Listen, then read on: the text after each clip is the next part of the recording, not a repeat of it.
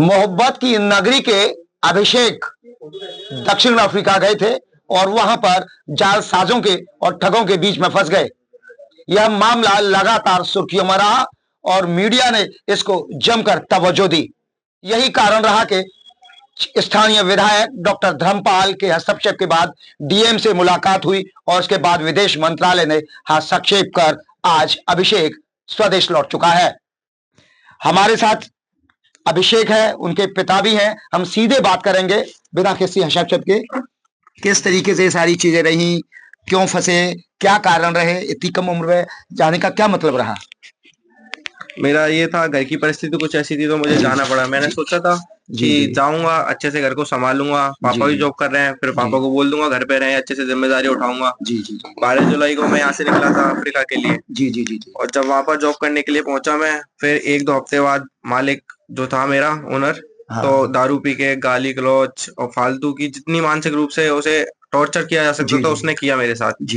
और एंड में जब मैंने 2-3 महीने निकाले, मैंने की कोशिश करके देखता हूँ कि अब बंद होगा, काम सीख जाऊंगा तो अब बंद हो जाएगा। फिर मैंने परिवार वालों से संपर्क किया। जब उसे ये बात पता चली तो उसने बोला कि तूने घर पे बताया है ये वो। फिर अब 5 लाख की मांग करी थी, फिर घर वालों को धमकी दी कि इतना सब करने के बाद ठीक है अब तुमने कर लिया, अब तक तुम्हारा मकान गिरवी रखा जा रहा था और अब मैं उसे बिकवा के दिखाऊंगा। फालतू की धमकी देता था, गाली गलौज करता था डेली। ये आपके साउथ अफ्रीका में पहुंचने के बाद ये कितने समय बाद ये सारी इशू हुई?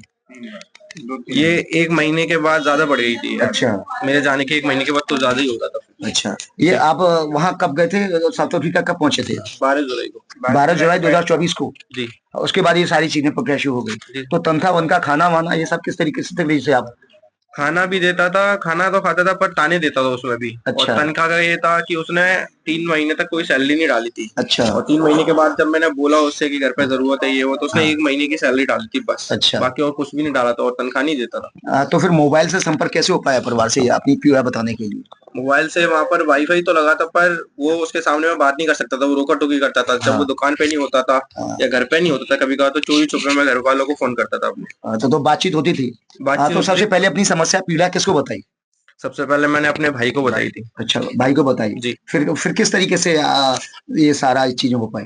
भाई को बताई। फिर मैं जब पहले महीने गया था तो भाई वगैरह भी मेरे को समझाता, ठीक है तू पहली बार गया है, शायद दिक्कत होती होगी, मैनेज कर। उसके बाद बढ़ता गया, भाई को भी समझ में नहीं आया। जी। फिर जब 5वां महीना हुआ तो फिर घर वालों को उसने फोन किया, घर वालों से भी बदतमीजी से बात करी था। उन्हें समझ में आया जब हमारे साथ ऐसे बात कर रहा है तो फिर लड़के के साथ वहां क्या कर रहा होगा। अच्छा।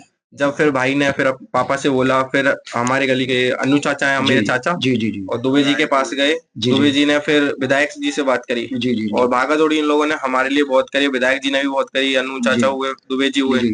जब जाके डीएम के पास जाके गए तो उन्होंने आश्वासन दिया कि आपका बच्चा जल्द से जल्द लाके देंगे और कोई एक खरोच तक नहीं आएगी और आप टेंशन फ्री रहो, आपका बच्चा जल्दी से जल्दी आएगा। हाँ अभिषेक, सबसे बड़ी बात है कि जिस तरीके से वहां पे और ऐसे कितने बच्चे होंगे वहां पर जिस तरीके से वहां से फंसे? वहां पर मैं रहता था तो वहाँ के स्टाफ है, एक मोहम्मद भैया करके, वो मेरी अक्सर हेल्प करते थे। जी। और अभी आते समय भी उन्होंने मेरी काफी हेल्प करी है। और बचाते थे मुझे कंपनी के ओनर से। कोई गलत चीज ना हो तो मुझे बताते रहते थे। जी। तो उन्होंने बताया अक्सर वहाँ की कंपनियों में ऐसा होता रहता है। वो काफी लड़के फंसे हुए हैं। काफी लड़के फंसे हुए हैं, भारतीय लोग हैं जी। जिस तरीके से अभिषेक ने बताया कि बहुत लोग ऐसे हैं भारतीय जो दक्षिण अफ्रीका में इसी तरीके से जालसाजों और ठगों के बीच में फंसे हुए। हमारे साथ आलोक जी हैं। आलोक जी, किस तरीके से, कितना बड़ा मानते हैं कि आपका बच्चा स्वदेश वापस सकुशल आ गया? मैं तो विधायक जी की और डीएम साहब की, आप लोगों की कृपा से बच्चा आ गया, यही मिली है। काफी आभारी हूँ आप लोगों का। बाकी मुझे हम लोग पहले आए थे आपके पास, तो आप बहुत परेशान थे। हाँ, तो आप काफी खुश हूँ मैं अपने बच्चे संग। बस अब ये पढ़ेगा कि नौकरी करेगा, क्या करेगा? जो अब पढ़ेगा काम ही करेगा, कहीं यही छोटा मोटा काम कर लेगा। अच्छा, छोटा मोटा काम करेगा। विधायक जी ने क्या आश्वासन दिया, कुछ बोला है? दिया कि आपका बच्चा आ जाएगा, अच्छी तरह आ जाएगा। अच्छा, कुछ जॉब की विषय बोला है, जॉब के लिए भी बोला है कि नौकरी भी दिलाएंगे उनको? नौकरी दिला देंगे। आप अब यहाँ पर अब विदेश आ गए, यहाँ स्वदेश वापस आ गए हैं, हवाई अड्डे पर उतरे, तो किस तरीके का आपका अनुभव हुआ? हर कोई बच्चा कोई भी होता है अपने घर से दूर मजबूरी में जाता है, कोई नहीं जाना चाहता। जी जी जी और बस यही होता है कि अब मैं अब घर आया था तो काफी खुशी थी, और इससे बड़ी खुशी की बात मेरे लिए है नहीं। और बस सारे जहां से अच्छा हिंदुस्तान हमारा। सारे जहां से अच्छा हिंदुस्तान हमारा। हमारे साथ विधायक भी जुड़ चुके हैं, सीधे विधायक से बात करेंगे। विधायक जी, आपका बहुत बड़ा रोल रहा है इस बच्चे को यहाँ पर मुकाम, क्या कहना चाहेंगे इस बात पे? हमारा कर्तव्य है, हमारी ड्यूटी थी अपने लोगों की मदद करना। जी जी मैं आभार व्यक्त करता हूँ आप सभी का भी, जितना भी प्रिंट मीडिया और इलेक्ट्रॉनिक मीडिया, सबने इनकी मदद की। और हमारे जिलाधिकारी ने, हमारे आदरणीय संजय प्रसाद जी जो मुख्यमंत्री के प्रमुख सचिव है, सभी लोगों ने मदद की। सबका बहुत बहुत आभार।